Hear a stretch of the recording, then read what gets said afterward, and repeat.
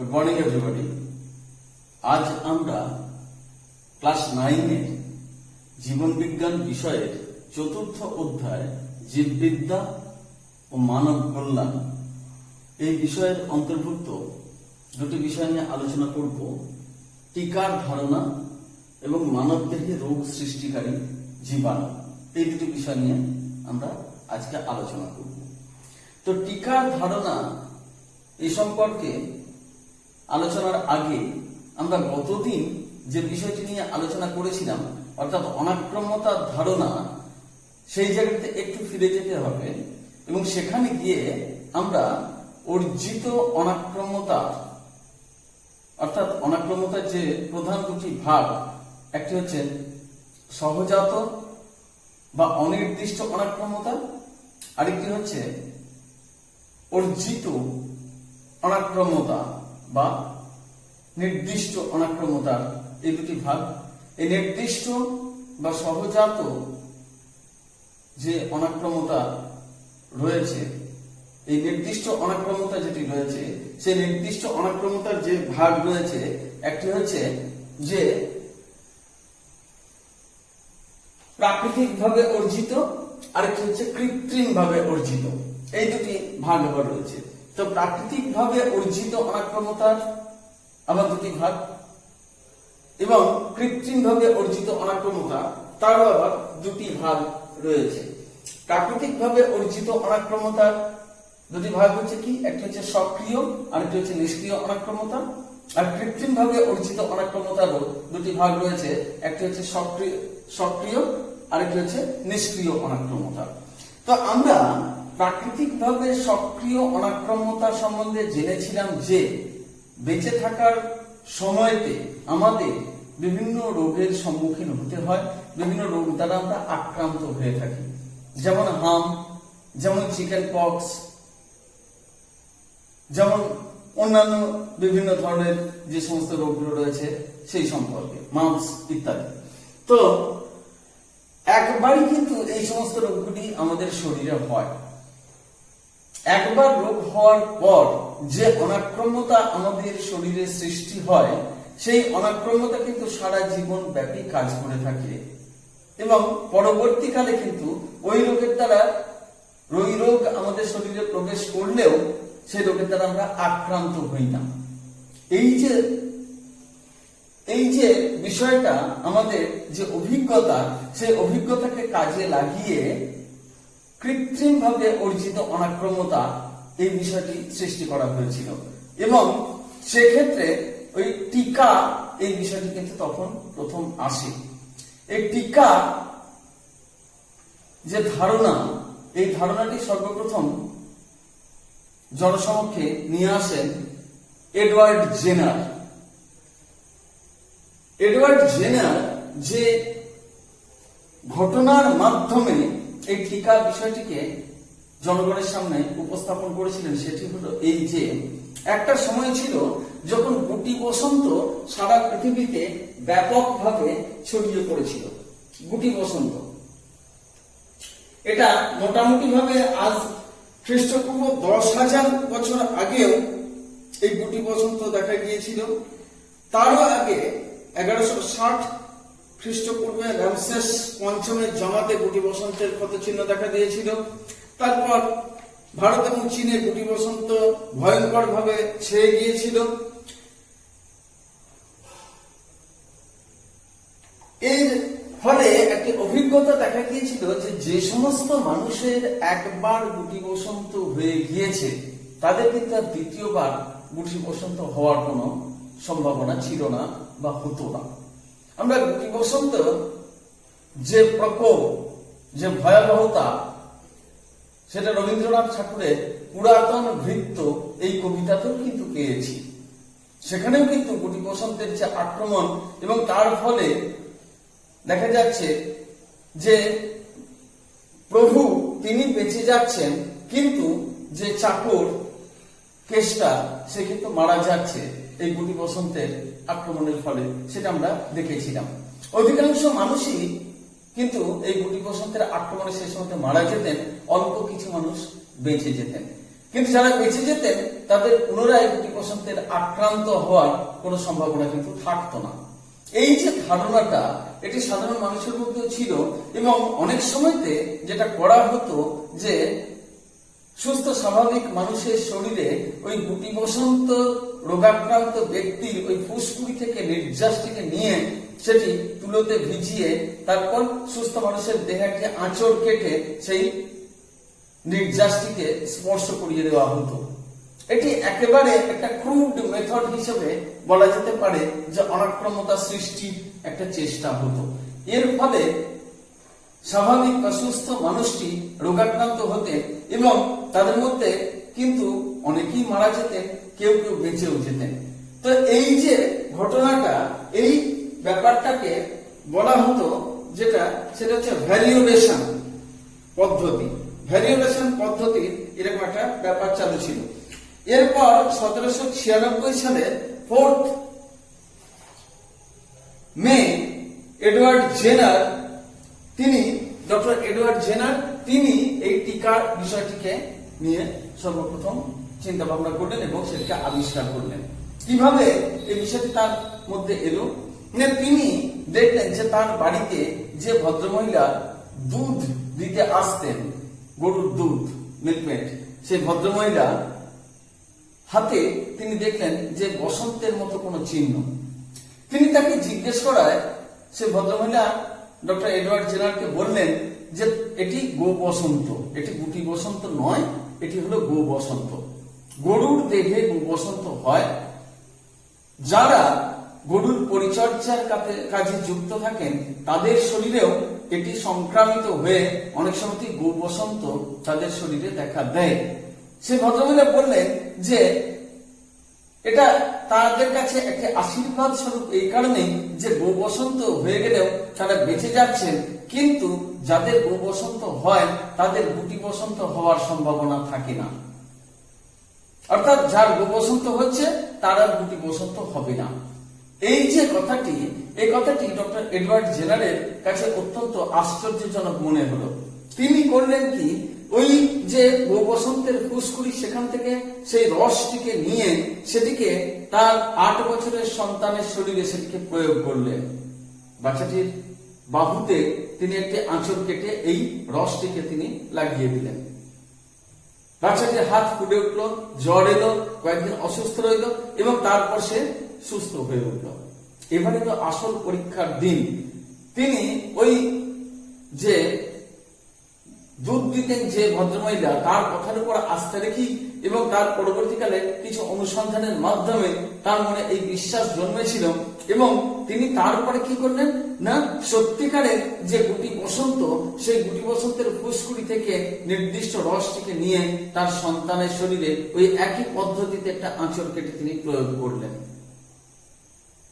অদ্ভুত ব্যাপার হলো এটাই যে বাচ্চাটির কিন্তু গুটি বসন্ত দেখা দিল না এবং এরই মাধ্যমে পৃথিবী এই গুটি বসন্ত থেকে বাঁচার একটি উপায় কিন্তু খুঁজে পেল। এই যে পদ্ধতিটি, অর্থাৎ গুটি বসন্তের যে রস, সেই রোগ জীবাণু দেহে প্রবেশ করিয়ে দেহে প্রাথমিকভাবে গো বসন্তের যে রস সেটি প্রাথমিকভাবে দেহে প্রয়োগ করে গো বসন্তের সৃষ্টি করার পরে দেখা যাচ্ছে যে গুটি বসন্তেরও একটা প্রতিরোধ ক্ষমতা আমাদের শরীরে গড়ে উঠছে। এইভাবে কৃত্রিম ভাবে এই অনাক্রমতা অর্জন করা সম্ভব, সেই ধারণাটি ডক্টর এডওয়ার্ড জেনার সর্বপ্রথম প্রদান করেন। সেই জন্য তাকে টিকাকরণের জনক হিসাবে অভিহিত করা হয়ে থাকে। আরো অনেক পরে বিজ্ঞানী লুই পাস্তুর এই শব্দটি, অর্থাৎ ভ্যাকসিনেশন, টিকাকরণ, এই শব্দটিকে তিনি প্রয়োগ করেছিলেন, ব্যবহার করেছিলেন প্রথম। ভ্যাক্কা, VACCA, ভ্যাক্কা শব্দের অর্থ হলো গরু এবং সেখান থেকে জেনারেল আবিষ্কারের প্রতি সম্মান প্রদর্শনার্থে ভ্যাকসিনেশন শব্দটি প্রচলন করেন এবং ভ্যাকসিন শব্দটিও প্রচলন করেন। ভ্যাকসিনেশন, ভ্যাকসিন এবং ভ্যাকসিনেশন, এই শব্দ দুটিকে তিনি প্রচলন করেন। অর্থাৎ যে নির্যাসটিকে প্রয়োগ করা হচ্ছে, অনাক্রমতা সাধনের উদ্দেশ্যে, অনাক্রমতা তৈরি করার উদ্দেশ্যে সেই নির্যাসটিকে, সেই রসটিকে বলা হচ্ছে ভ্যাকসিন। এবং যে পদ্ধতির মাধ্যমে ব্যক্তির দেহে এই অনাক্রমতা সৃষ্টি করা হচ্ছে সেই পদ্ধতিকে বলা হচ্ছে ভ্যাকসিনেশন বা টিকাকরণ। আর সেই বস্তুটিকে বলা হচ্ছে ভ্যাকসিন বা টিকা। এই পদ্ধতির মাধ্যমে দেখা গেল যে গুটি বসন্ত কিন্তু কন্ট্রোল বা নিয়ন্ত্রণ করা সম্ভব হয়েছে। সর্বশেষ গুটি বসন্তে আক্রান্ত মানুষের খোঁজ পাওয়া গিয়েছিল 1977 সালের 26 অক্টোবর সোমালিয়াতে। এরপর 1980 সালের 8 মে বিশ্ব স্বাস্থ্য সংস্থা বা হু ডিক্লেয়ার করেন যে পৃথিবী থেকে গুটি বসন্তকে নির্মূল করা সম্ভব হয়েছে টিকাকরণ কর্মসূচির মাধ্যমে। এই গেল টিকা বা টিকাকরণ যে বিষয়টা, সেটা সম্বন্ধে আমরা এই বিষয়টাকে আলোচনা করলাম। এখন টিকা বিভিন্ন রকম ভেদ রয়েছে, প্রকার ভেদ রয়েছে, সেই বিষয়টাকে নিয়ে আমরা এবার আলোচনা করব। টিকা বা ভ্যাকসিনের বিভিন্ন প্রকারভেদ যেগুলির কথা বললাম সেগুলিকে কয়েকটা ভাগে ভাগ করতে পারা যায়। এখানে আমরা দেখাচ্ছি বা দেখতে পাওয়া যাচ্ছে যে জীবিত সংক্রমণ ক্ষমতাহীন ভ্যাকসিন, এটা একটা রয়েছে। এটাকে বলা যায় অনেক সময় অ্যাটিনুয়েটেড ভ্যাকসিন। এক্ষেত্রে টিকাতে উপস্থিত ভাইরাসগুলি জীবিত কিন্তু দুর্বল অবস্থায় থাকে। এরা অ্যান্টিবডি উৎপাদন করতে পারে কিন্তু রোগ সৃষ্টি করতে পারে না। অর্থাৎ এই সমস্ত জীবাণুগুলিকে দেহে প্রবেশ করালে রোগ হবে না, কিন্তু অ্যান্টিবডি প্রস্তুত হয়ে যাবে শরীরে।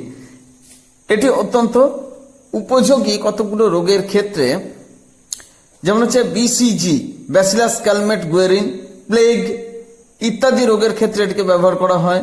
সাবিন বা oral polio vaccine, rubella, mumps, influenza প্রভৃতি রোগের ক্ষেত্রে এগুলিকে ব্যবহার করা হয়ে থাকে।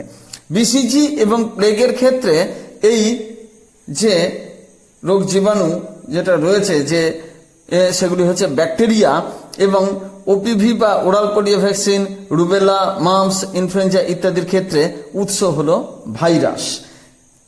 এছাড়া রয়েছে মৃত বা নিষ্ক্রিয় ভ্যাকসিন।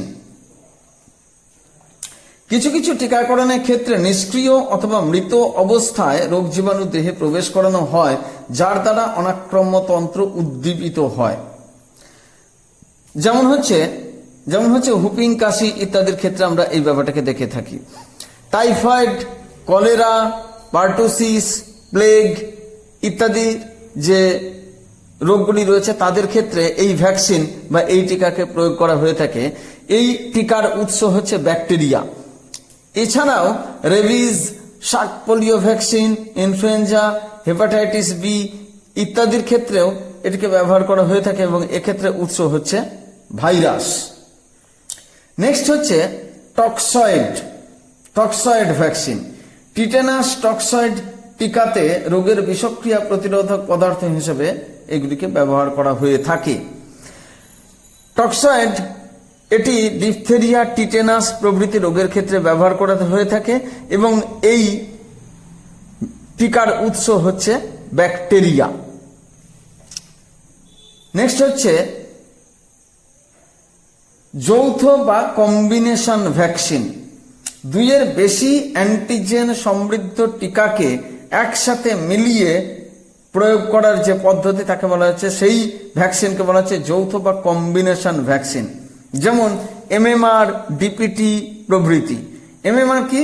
মিজলস, মাম্পস, রুবেলা, 3 প্রকার রোগের অ্যান্টিজেনকে একসাথে নিয়ে সেটিকে একটি অ্যান্টিজেন সমৃদ্ধ টিকা প্রস্তুত করা হয়েছে। ডিপিটি হচ্ছে diphtheria, pertussis, typhoid. এগুলোকেও diphtheria, pertussis, tetanus এগুলিকে একসাথে ব্যবহার করা হয়ে থাকে। কোন কোন সময়তে ডিটি বা ডিপথেরিয়া, টিটেনাস ব্যবহার করা হয়, কখনো ডিপি, ডিপথেরিয়া, পার্টুসিস ব্যবহার করা হয়। ডিপিটি প্লাস টাইফয়েড একসাথে মিলিয়েও ব্যবহার করা হয়ে থাকে। Diphtheria, pertussis, tetanus plus typhoid, এদের সকলের যে টিকার উৎস হচ্ছে ব্যাকটেরিয়া।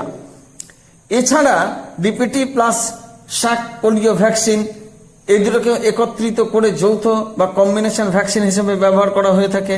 ব্যাকটেরিয়া প্লাস ভাইরাস হচ্ছে এর উৎস।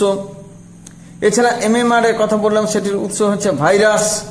এগুলি হচ্ছে যৌথ বা কম্বিনেশন ভ্যাকসিনের উদাহরণ। এছাড়া রয়েছে কম্পোনেন্টস বা উপাদান সমূহ হিসাবে কতগুলোকে ব্যবহার করা হয়ে থাকে, যেমন হিমোফিলাস ইনফ্লুয়েঞ্জি টাইপ বি অর্থাৎ HIV টিকার ক্ষেত্রে ভাইরাস অথবা ব্যাকটেরিয়ার উপাদানগুলিকে প্রয়োগের দ্বারা টিকা প্রস্তুত করা হয়ে থাকে। এক্ষেত্রে তার উৎস হচ্ছে ভাইরাস অথবা ব্যাকটেরিয়া।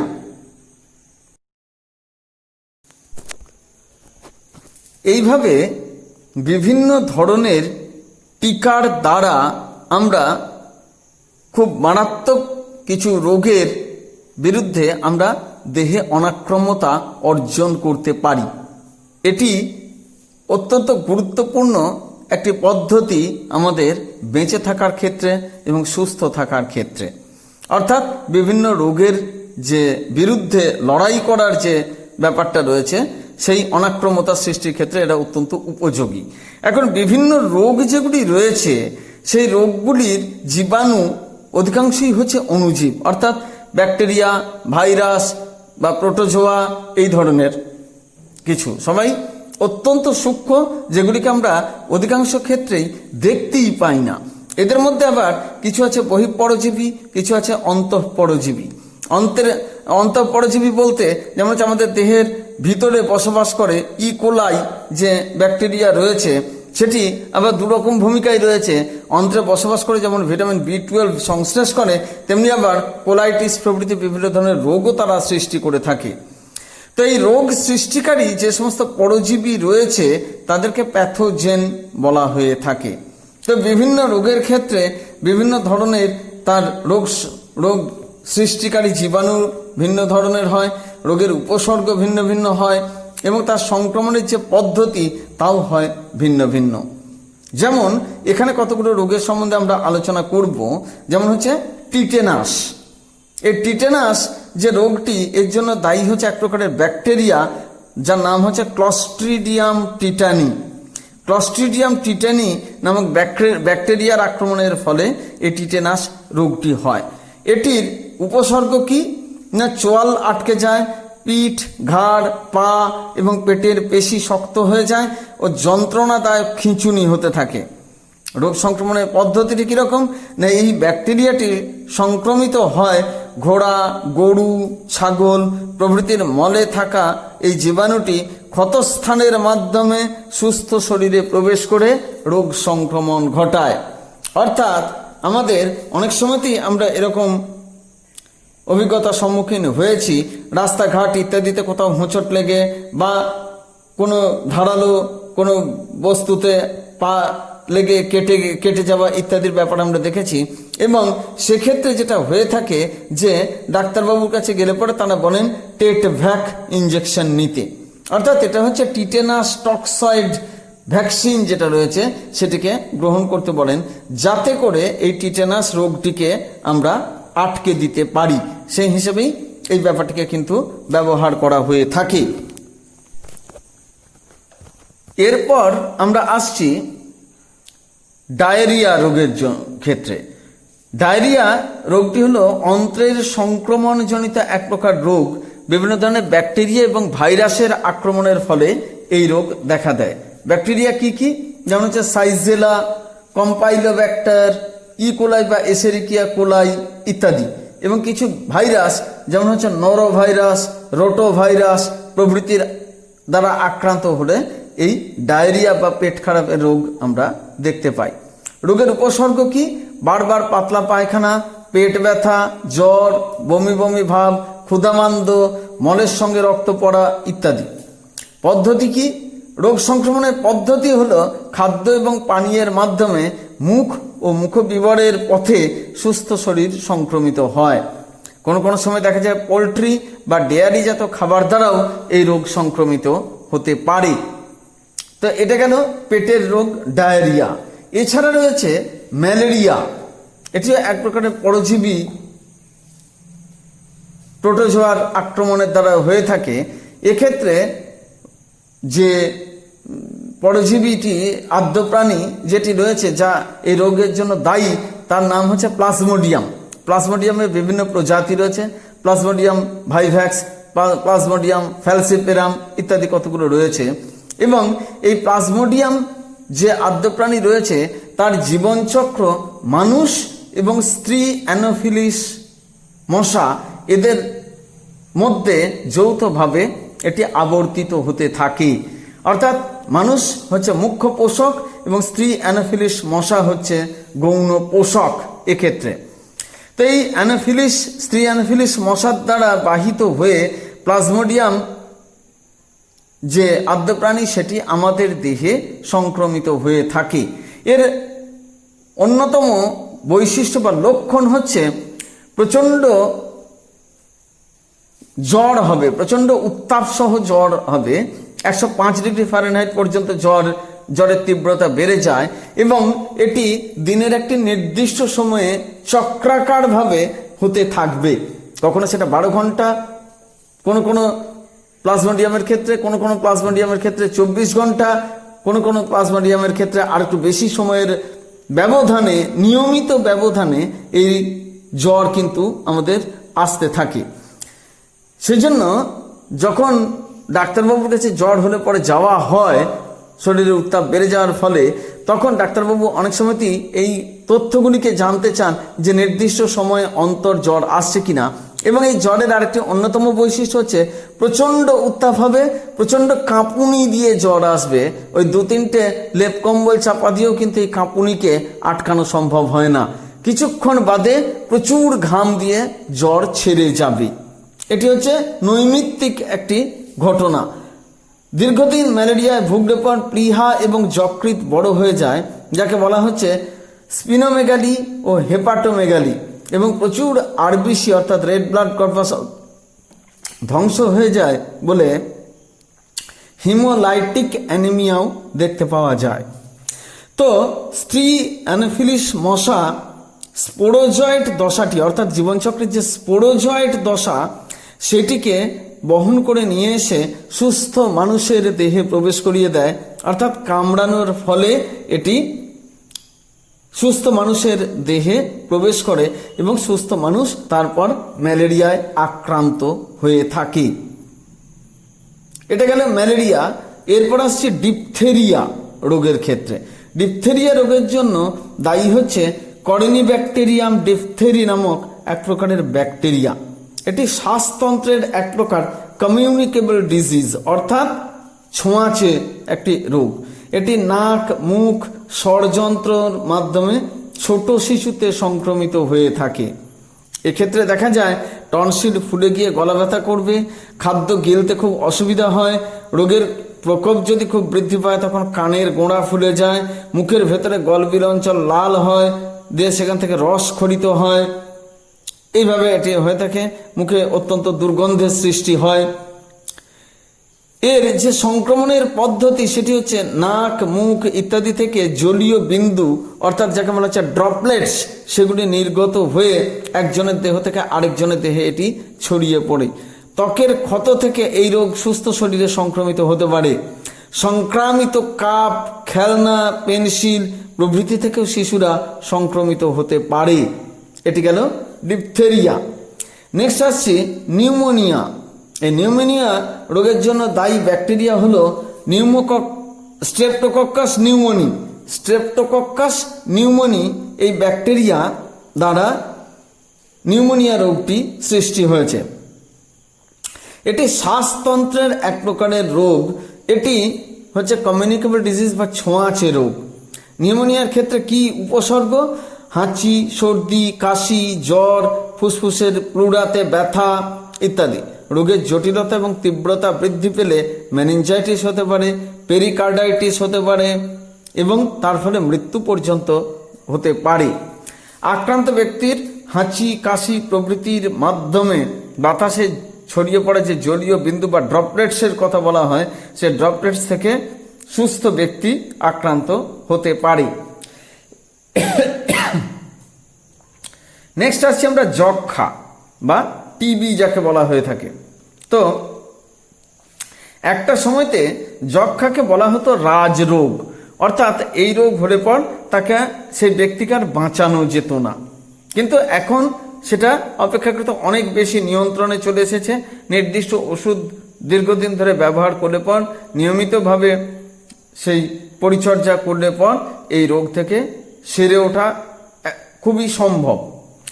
এই রোগের জন্য দায়ী যে ব্যাকটেরিয়া, তার নাম হচ্ছে মাইকোব্যাকটেরিয়াম টিউবারকুলোসিস। মাইকোব্যাকটেরিয়াম টিউবারকুলোসিস, এই যে ব্যাকটেরিয়া, সেটির দ্বারা এই যক্ষ্মা সৃষ্টি হয়। এটি হলো বায়ুবাহিত এক প্রকারের ফুসফুসের রোগ। অন্য অঙ্গেও এই রোগ হতে পারে, অস্থির মধ্যেও এই রোগ হতে পারে, বা অন্যান্য ক্ষেত্রেও এই টিবি অর্থাৎ যক্ষ্মা কিন্তু হতে পারে। এর যে রোগ লক্ষণ সেটি হচ্ছে অবসাদ, দুর্বলতা, দেহের ওজন কমে যাওয়া, এক নাগাড়ে ঘুষঘুষে জ্বর থাকবে, ক্রনিক কাশি থাকবে, তীব্রতা, কাশির তীব্রতা বাড়লে বা রোগের তীব্রতা বাড়লে কফের সাথে রক্ত বেরিয়ে আসবে, রক্তনালী, লসিকানালী ও সংক্রামিত অঙ্গে ক্ষত সৃষ্টি হয়, বুকে খুব ব্যথা হয়, খাদ্য গ্রহণে অনীহা, টানা 3 সপ্তাহ বা বেশি সময় ধরে কফ ও কাশি যদি চলতে থাকে, তাহলে ডাক্তারবাবুরা বলেন যে এটিকে পরীক্ষা করিয়ে নিতে, ল্যাবরেটরি বা ক্লিনিক্যাল টেস্টের মাধ্যমে জানতে পারা যায় যে সত্যি কেন ব্যক্তির শরীরে এই ধরনের দুর্বলতাও রয়েছে, এবং এই ধরনের যে রোগের যে লক্ষণ সেগুলিকে তখন করতে পারা যায়, জানতে পারা যায়। যক্ষ্মা রোগের ক্ষেত্রে যে সংক্রমণের পদ্ধতি সেটি হচ্ছে আক্রান্ত ব্যক্তি থেকে সুস্থ মানুষের দেহেটি সংক্রমিত হয় বায়ুর দ্বারা। বায়ুর দ্বারা ফুসফুসে প্রবেশ করে পালমোনারি যক্ষ্মা সৃষ্টি হয়। ফুসফুসে থাকাকালীন ব্যাকটেরিয়াগুলি বংশবিস্তার করে, লিম্ফোসাইট ও ম্যাক্রোফাজ দ্বারা বেষ্টিত হয়ে টিউবারকিল তৈরি করে, এবং সেটি আবার দেখা যাচ্ছে যে অনেক সময় আক্রান্ত ব্যক্তির থুতু, কফ, হাঁচি, কাশি ইত্যাদির মাধ্যমে যে ড্রপলেটস বেরিয়ে আসে তার দ্বারা পরিবেশে ছড়িয়ে পড়ে এবং সুস্থ লোককে আক্রমণও করতে পারে। এইভাবে যক্ষ্মা ছড়িয়ে পড়ে। তবে আজকের দিনে নির্দিষ্ট ওষুধ সেবন এবং নিয়মিতভাবে নির্দিষ্ট পথ্য সেবনের ফলে এই যক্ষ্মাকে কিন্তু কন্ট্রোল করা একান্তভাবেই সম্ভব হয়েছে। এখন আর যক্ষ্মাতে ওই রকম মারা যাওয়ার কথা বিশেষ শোনা যায় না। নেক্সট আমরা যে রোগ নিয়ে আলোচনা করব সেটি হলো ডেঙ্গু, অনেক সময় একে বলা হয় ডেঙ্গি।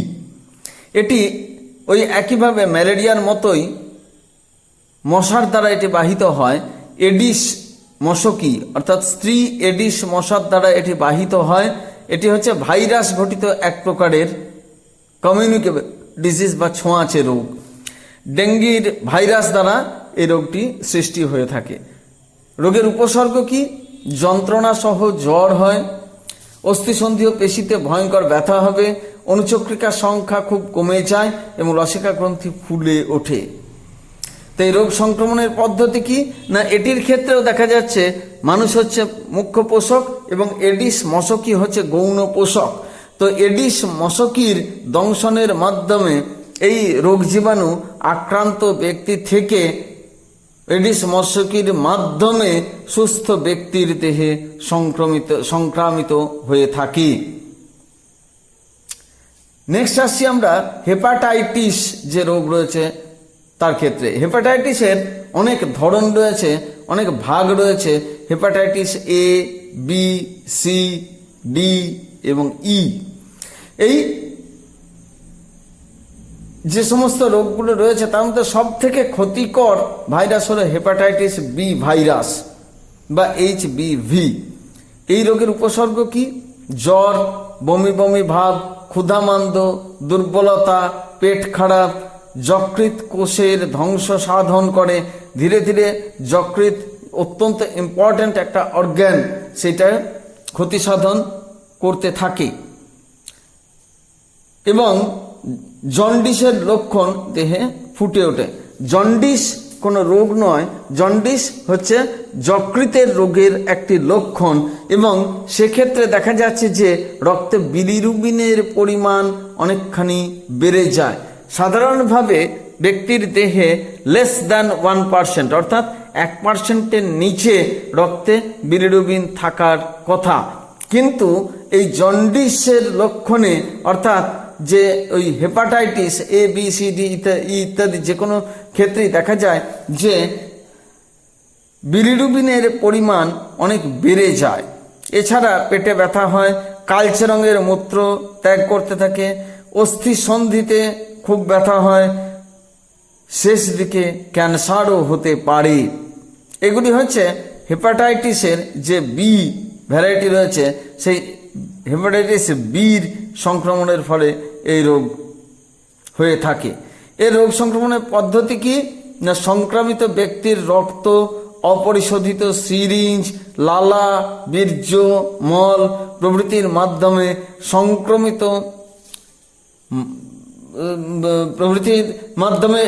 এটি সংক্রমিত হতে পারে, অর্থাৎ আক্রান্ত ব্যক্তির দেহ থেকে সুস্থ মানুষের দেহে এটি সংক্রমিত হতে পারে। এছাড়াও রয়েছে গর্ভকালীন সংক্রমিত মায়ের অমরার মাধ্যমে গর্ভস্থ শিশুর দেহ এটি ছড়িয়ে পড়তে পারে, এবং জলের মাধ্যমেও এই রোগের কিন্তু সংক্রমণ ঘটতে পারে। এগুলো দেখা যাচ্ছে হেপাটাইটিস বি যে রোগ রয়েছে তার মাধ্যমে। এছাড়া রয়েছে হেপাটাইটিস এ যে রোগ, তার ক্ষেত্রেও দেখা যায় এটিও ভাইরাস ঘটিত একটি রোগ। এর ক্ষেত্রেও মোটামুটিভাবে একই ধরনের যে রোগের উপসর্গ বা লক্ষণ সেই রকমই জ্বর, বমি ভাব, ক্ষুধামান্দ, দুর্বলতা, পেট খারাপ। তবে এদের ক্ষেত্রে আবার দেখা যায় লিভার সিরোসিস, জন্ডিস এবং রক্তে বিলিরুবিনের পরিমাণ বৃদ্ধি পাওয়া। এখানে দেখা যাচ্ছে যে ডান দিকের পাঁজরের নিচে আমাদের যে যকৃৎ রয়েছে সেখানে ব্যথা অথবা অসুবিধা দেখতে পাওয়া যায়, এবং সারাক্ষণ ঘুষঘুষে জ্বর কিন্তু একটা থেকেই যায়।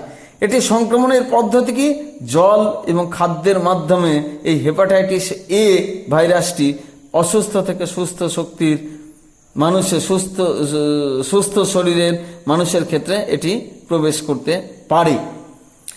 এছাড়া আরেকটি রোগের কথা বলা হবে, এখানে আলোচনা করা হবে, অত্যন্ত গুরুত্বপূর্ণ রোগ, সেটির নাম হচ্ছে এইডস। এই এইডসের পুরো কথাটি হলো কি না, acquired immuno deficiency syndrome. Acquired immuno deficiency syndrome হচ্ছে এইডসের পুরো কথাটি। এটির জন্য দায়ী কে না, দায়ী হচ্ছে HIV নামক এক প্রকারের ভাইরাস। এই HIV পুরো কথাটা কি, হিউম্যান ইমিউনো ডেফিসিয়েন্সি ভাইরাস। এর মাধ্যমেও কিন্তু এই রোগটিও দেখা যাচ্ছে অত্যন্ত গুরুত্বপূর্ণ একটি রোগ। এটি কিভাবে ছড়ায় এবং কি তার উপসর্গ হলো এই যে আমাদের দেহের যে অনাক্রম্যতা, সে অনাক্রম্যতার যে ব্যবস্থাটি সেটি ধ্বংস হয়ে যায় এই রোগে আক্রান্ত হলে, অর্থাৎ ইমিউনিটিটি নষ্ট হয়ে যায়। সেই জন্য একে বলা হচ্ছে ইমিউনো ডেফিসিয়েন্সি ভাইরাস, এবং রোগটিকে বলা হচ্ছে ইমিউনো ডেফিসিয়েন্সি সিন্ড্রোম। এর ফলে দেখা যায় ওজন কমে যায়, দীর্ঘস্থায়ী জ্বর হয়, কাশি হয়, ডায়রিয়া, বিভিন্ন অঙ্গে ঘা, ক্যান্সার নামক ত্বকে নানা ধরনের উপসর্গ এক্ষেত্রে দেখতে পাওয়া যায়। তো এর সংক্রমণের পদ্ধতি কি, অরক্ষিত যৌন মিলন, সংক্রমিত ব্যক্তির বীর্য, অপরিশোধিত সিরিঞ্জ ব্যবহার, অর্থাৎ ইঞ্জেকশনের সিরিঞ্জ, এবং রক্তের মাধ্যমে সুস্থ শরীরে এই ভাইরাস সংক্রমিত হতে পারে। রোগাক্রান্ত মায়ের শরীর থেকেও শিশুর শরীরে কিন্তু এই রোগটি সংক্রমিত হতে পারে। তো এর ক্ষেত্রেও দেখা যাচ্ছে যে এইডস অত্যন্ত ভয়ঙ্কর একটা রোগ, যার ফলে মানুষের মৃত্যু ঘটাটা শুধু সময়ের অপেক্ষা হয়ে থাকে। যে সমস্ত ব্যাকটেরিয়া বা ভাইরাসের সম্বন্ধে আমরা বললাম সেগুলির কিছু ছবি এখানে কিন্তু দেওয়া রয়েছে, যেমন হচ্ছে মাইকোব্যাকটেরিয়াম টিউবারকুলোসিস, প্লাজমোডিয়ামের সিগনেট রিং দশার ছবি রয়েছে, কর্নিব্যাকটেরিয়াম ডিফথেরির ছবি এখানে রয়েছে, হেপাটাইটিস বি ভাইরাস তার ক্ষেত্রেও এইখানে ছবি দেওয়া রয়েছে। এছাড়া রয়েছে dengue virus, hepatitis A virus প্রভৃতিও এক্ষেত্রে দেখতে পাওয়া যায়। তো এটা গেল মোটামুটিভাবে আমাদের যে বিভিন্ন ধরনের রোগগুলো সৃষ্টি হচ্ছে, তাদের যে কজাল অর্গানিজম কে রয়েছে, রোগের উপলক্ষ বা উপসর্গ বা লক্ষণ, সেগুলি সম্বন্ধে আমরা জানতে পারলাম, এবং রোগ সংক্রমণের যে বিভিন্ন পদ্ধতিগুলো রয়েছে সেগুলো সম্বন্ধেও আমরা আজকে জানতে পারলাম।